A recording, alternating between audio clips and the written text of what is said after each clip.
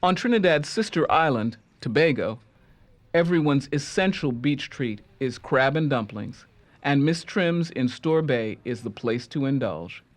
Here we find a plate of curried crab atop a large, flat, oblong dumpling that is there to sop up some of the curried gravy.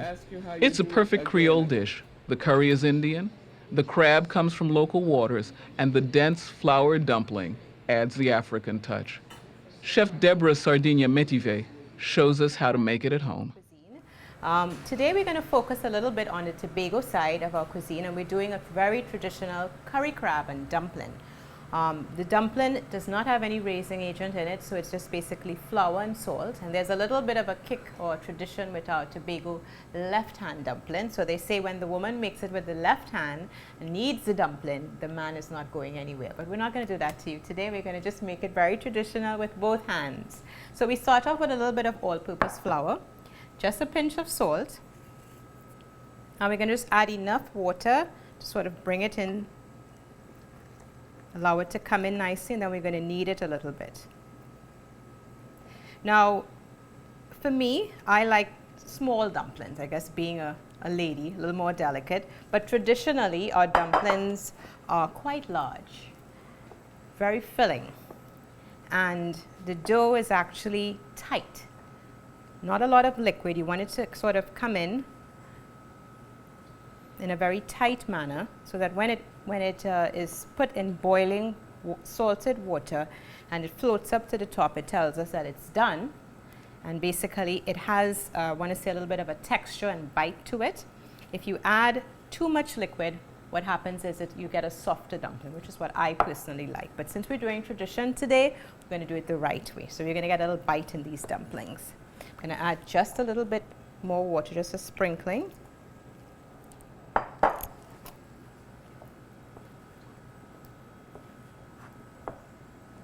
I'm going to turn it out to kind of knead it, bring it in. And notice I'm using both hands.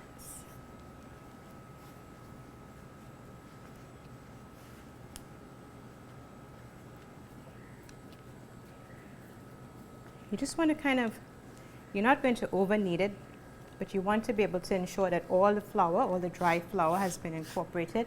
There's a little bit of elasticity going on, and we're going to let that sit for a while and rest, as we say. And I'm just going to cover with a cloth and just allow it to rest a little bit. Now we're going to talk a little bit about our curry. This is our blue crab, land crab. It's normally found at the borderlines in the mangrove, which is basically between the river mouth and the sea. And it gets its name blue crab, obviously, by the color, which is really a traditional blue. Very sweet meat. Takes a little time to get to it, but worth the effort. I guess some people, depending, for us culturally, it's worth the effort, but then you do have some people say after all of that hard work, you know, there's such a small amount of crab as opposed to when you have a crab cake with lump crab. But this is very traditional, so we're going down that route. Okay, so we've already basically taken off the back, washed it. You take a little scrubbing brush and scrub all in between, because again, the borderline of where it lives, to make sure that it's pretty much very clean. And I would say traditionally in my grandmother's day, basically we would buy crabs, put them in a cage and feed them and allow them to purge themselves, give them bananas and fruit, and give them a good 2 weeks and allow them to really cleanse themselves. So that does not always happen in today's world, but that was a traditional that was done. Now, the main thing with this curry crab is not so much the crab, but actually the curry. We're using Madras curry, and it's very important for us when we're cooking our curry to ensure that we cook the curry. So the curry has to be combined with a little bit of liquid, and in this case, I'm going to use a little bit of water, and we're going to make a slurry. So we're just mixing the curry and water together.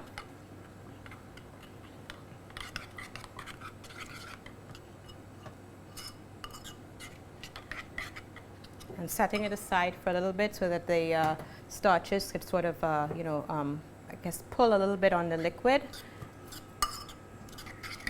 And in the meantime, I'm going to use flavoring pepper, 2 of them, some white onions,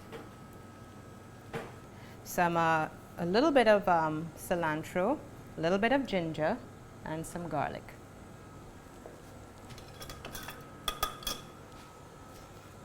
We're going to just mince our ginger a little bit.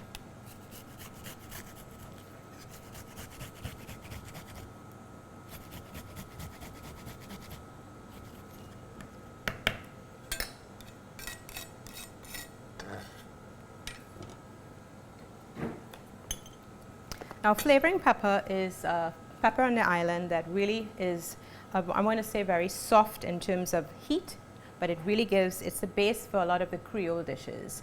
It gives it a very distinct, particularly in stews. It's used when we do our traditional breakfast dish, which is a sauerkraut salad, or bulgjol as we call it. So it's also used in Accra. It's used in many our dishes. It gives a nice flavor without the heat.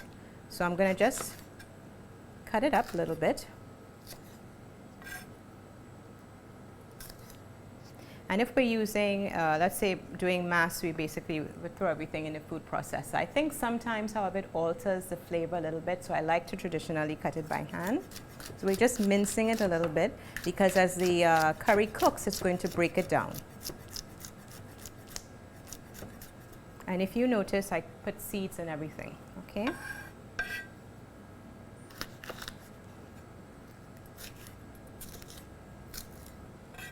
Also going to dice up some onion.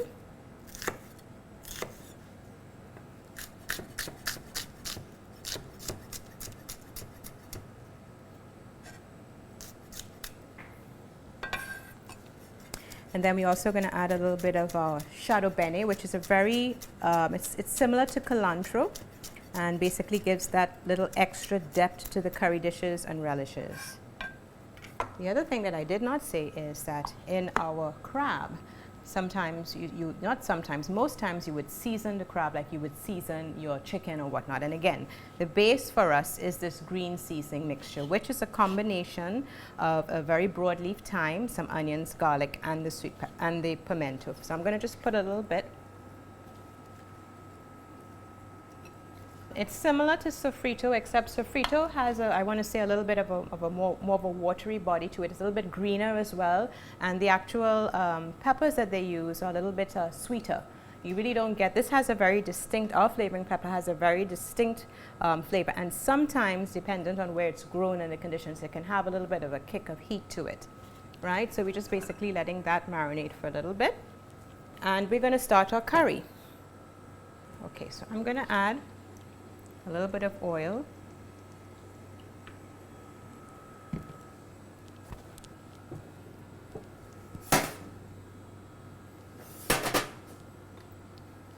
Now in the islands, particularly Trinidad and Tobago, on our island in particular, we have two main groups that represent the cuisine. There are other groups as well that have contributed, but the two main groups to the island are the African and the Indian.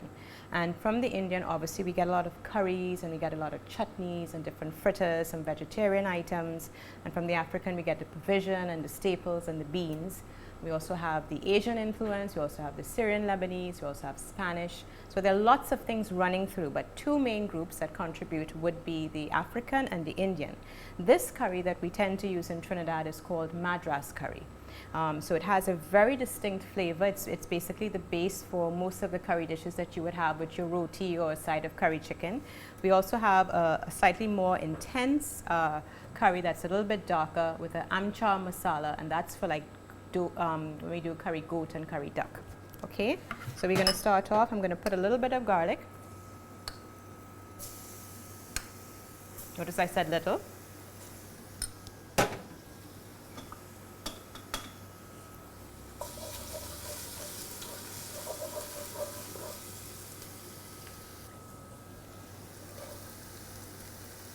My ginger, my pepper, and my shadow bene.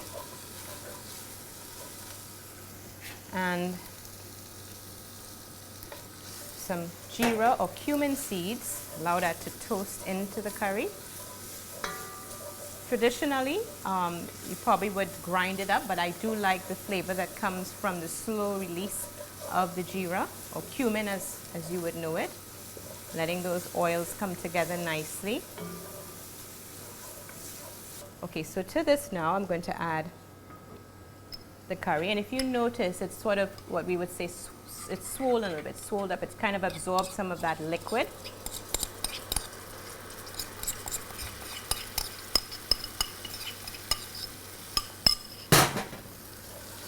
And I'm also going to add a little turmeric powder to it.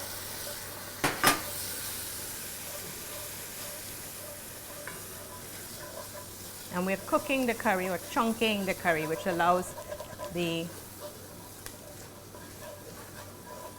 getting that nice curry smell coming out of it. I'm going to add a little bit of oil just to allow it to fry a little bit.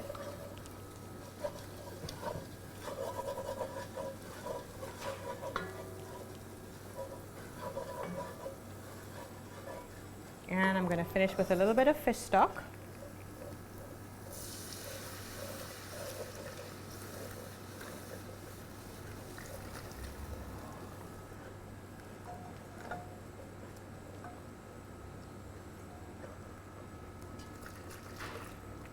And this we're going to allow to simmer for at least half an hour. You really want those granules to take its time. You want all those flavors to come together nicely. It really doesn't take very long for the crab to cook. Basically what tends to happen is with the crab you're looking at about a 10-15 minute. So it's really important that this foundation is cooked well and full of flavor. So you're going to let this do its thing, and I'm going to finish with a little bit of coconut milk to it.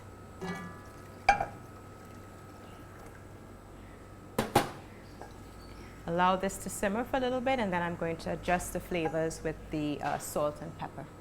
And just to put a little oomph, we're not gonna let it open up, but we're just letting it simmer in the pot. A little hot pepper or Scotch bonnet, just let that kind of mellow in the flavor. Okay? And we're gonna let this simmer for, as I said before, about 20 minutes. Okay, so now we're gonna continue with our crab and dumpling. We're gonna focus on the dumpling. We've allowed it to rest for a little while, so it's, you know, it's kind of relaxed. Cutting it.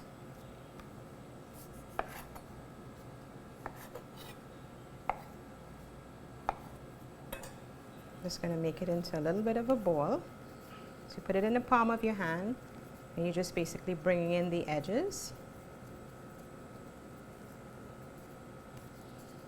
Kind of a slight turn or twist as you are.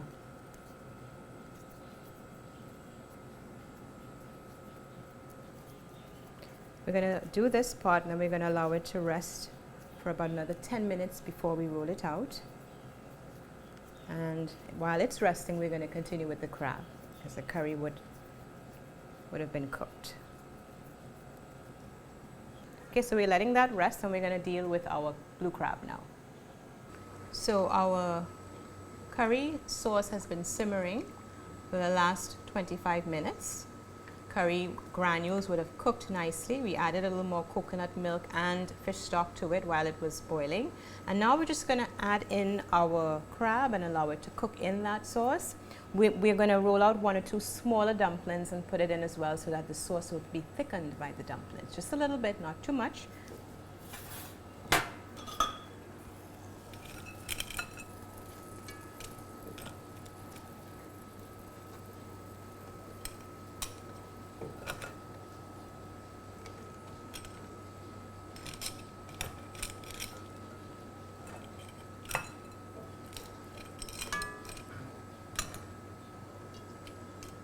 Making sure that I don't interfere too much with my pepper.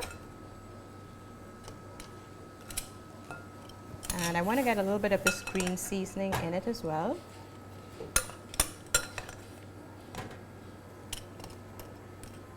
Right, and we're going to cover it and allow it to simmer for a couple of minutes as well. Very little flour, if you notice.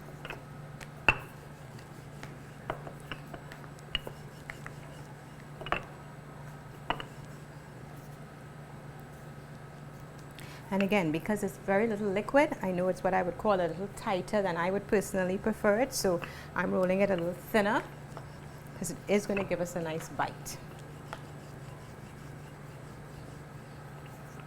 Now the ones for to go into the actual curry to give it a little bit of a thickening, we're going to roll it out smaller.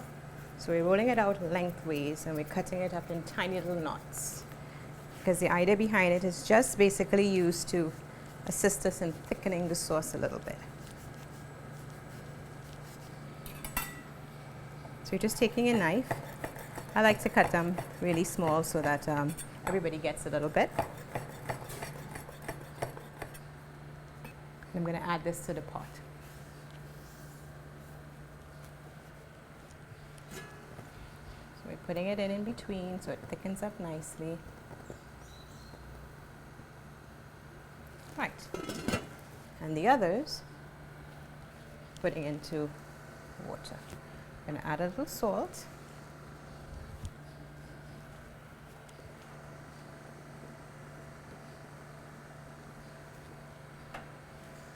And you're going to know when they're done because they're basically going to just come up to the top.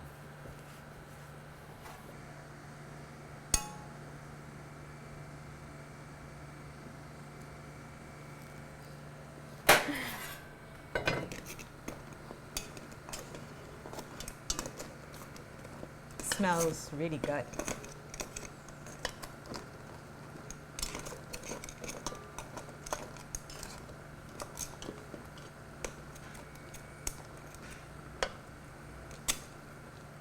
And if you notice, you'd see the dumplings are literally coming up to the top now. That's an indication that they're pretty much ready to be plated.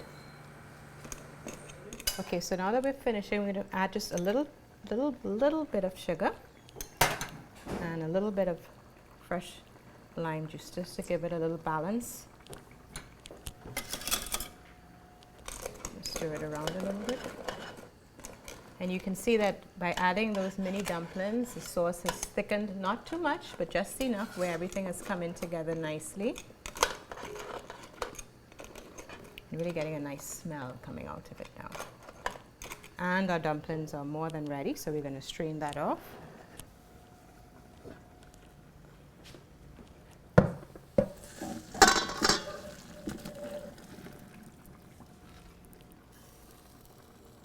Nice dumplings.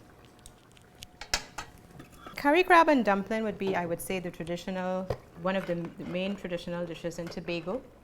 In Trinidad, although you would see crab being sold in the market, it probably would go more towards callaloo on a Sunday, and the odd person would make it, but Tobago is really known for the curry crab and dumpling. So we're going to put a nice amount of sauce.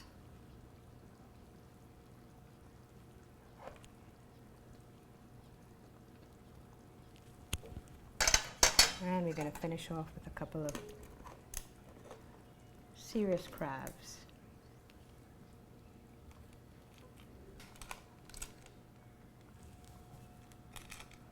And there you have it, curry crab and dumpling.